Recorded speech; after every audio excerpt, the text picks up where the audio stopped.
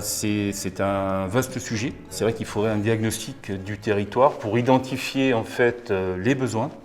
Ça, je pense que c'est une chose importante pour pouvoir ensuite développer des actions.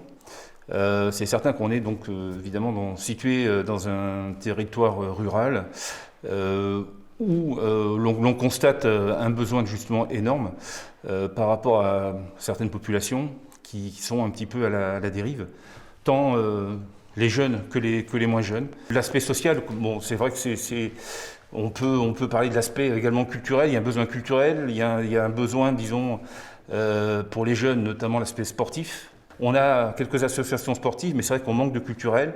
Nous, à Villefagnan, il y a la bibliothèque qui permet également de pouvoir accueillir des jeunes, des moins jeunes, et ça permet, disons, de pouvoir tisser des liens forts entre les élus et la population. Il y a le centre culturel également, il y a la Chrysalide, qui joue un rôle important entre les élus et entre la population. Villefagnan, donc nous avons en place plusieurs structures. On a le CCAS, on a donc également une structure qui accueille les SDF, et on est en lien avec AFU 16. Et on est en lien très régulièrement avec l'association donc, du chemin du Hérisson et avec Lisbeth Spangers et son équipe qu'on accueille, je dirais, au minimum deux fois, 3 fois par mois, voire même, je crois qu'il y a des permanences hebdomadaires.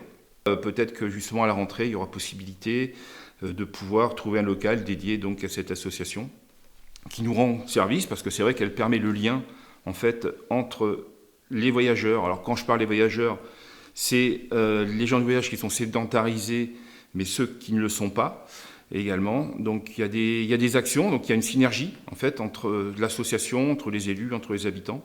Et ça, encore une fois, c'est vrai que c'est très important. Ça permet de créer du lien. Et ce lien, on en a besoin, parce que c'est vrai que c'est une population qui, malheureusement, est souvent stigmatisée. Et on en parlait d'ailleurs il y a quelque temps. C'est vrai qu'en amont, il faut absolument qu'on puisse mener des actions pour lever certains doutes. Il y a des... je pense qu'il y a des a priori.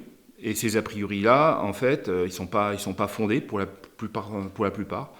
Et justement, avec l'association, ça permet de pouvoir envisager des réunions avec des habitants, des élus, avec les gens justement du voyage, sédentarisés ou pas, pour pouvoir créer en fait ce lien qui est indispensable pour le bien vivre en fait.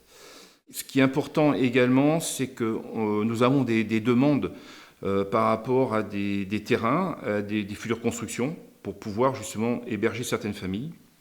Et nous sommes en lien avec les administrations, certaines collectivités, mais aussi avec le chemin du Hérisson pour pouvoir trouver des solutions, identifier donc des endroits, des lieux où on pourra héberger ces familles-là. Alors c'est vrai que c'est un peu un travail de longue haleine parce que c'est pas simple, il y a l'urbanisme qui entre en ligne de compte, donc on a certaines contraintes. Mais voilà, on met tout en place, en fait, à Villefagnan, mais d'autres communes le font aussi.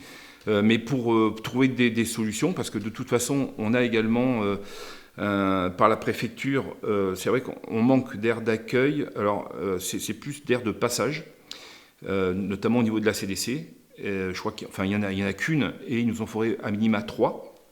Donc, toujours la difficulté de trouver, en fait, des communes qui ont du foncier, pour pouvoir justement créer ces zones d'accueil qui sont importantes et qui sont attendues, quoi, en fait. Voilà.